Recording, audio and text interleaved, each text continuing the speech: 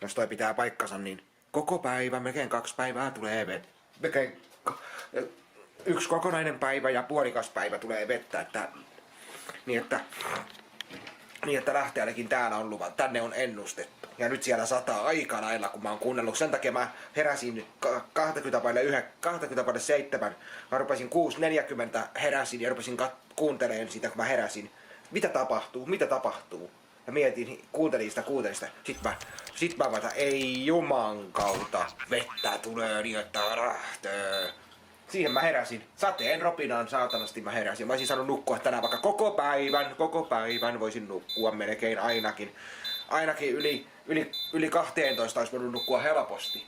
Mutta kun ei tule uni kun sataa, niin en mä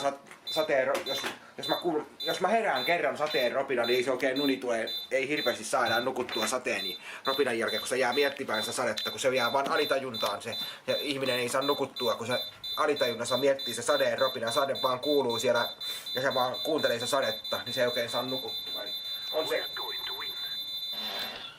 On se kyllä perseessä toi sade.